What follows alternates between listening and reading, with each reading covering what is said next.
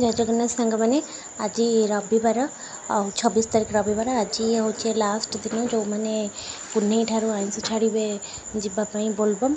तो मो पु आज आइंस छाड़ लास्ट से मुझे सका माछ आग अल्प कि जेहेतु मो पु माछ तो खाएनी चिकेन अंडा खाइब से मो स्वामी और झीपाई माछ फास्ट आग सका तरकारी करदे माछ टे भाजी देती फुटण आ टमाटर पकई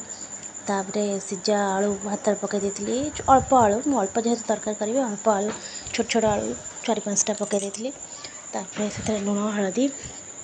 आलू पकईकरी टे आग मसलाटा जार देती मसला मु सोरिष रसुण पियाज अदा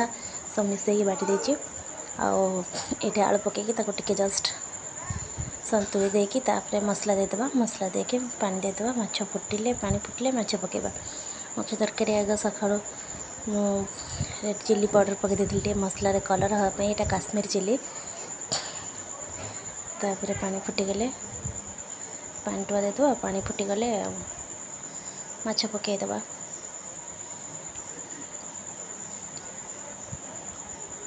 तरकारी कलर भी बहुत भल चिली काश्मीर चिली पकईदेले तरकारी कलर बहुत भल आसे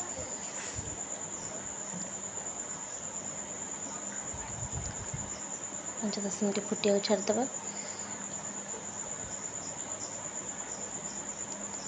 देखो ये बढ़िया मुझे फुटी जाए तरकारी जी आम झोल दरकार से रखी तरकार कलर भी बहुत भल होती तरकारी भी बहुत बढ़िया मैंने ये आसरे धनिया पत्र उपर टे पकईदेली बास्ना आसो बोली बस एबे जी खाइबे सी जानते तरकारी केमती लगे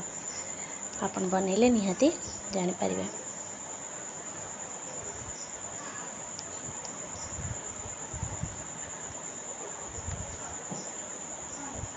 आम तो घरे ही घर से समस्त को घर भितर दबा नबा हुए खासकर कार हुए न हुए मोर तो बेसी हुए मत सेमती भल लगे मो पु जेहेतु माछ तरकारी खाई ना मुझे बेणुस 3टा बेलू उठी अंडा आलू सीझे देती तापरे एबे अंडा पूरा बनवाई आलूर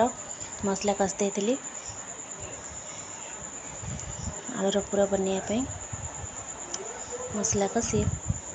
एपटे बेसन आ कॉर्नफ्लोर पूरा टिका देती स्टेपिंग एपटे अंडा गुड़ाक सीझे चोपा छड़ा दे काटी देती आलू को जो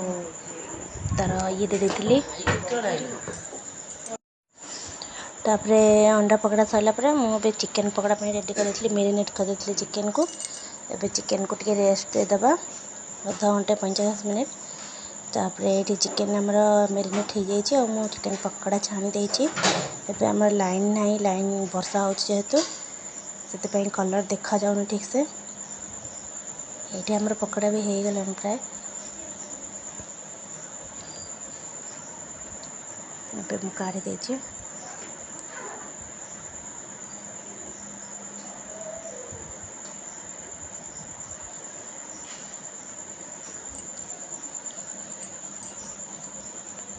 नेक्स्ट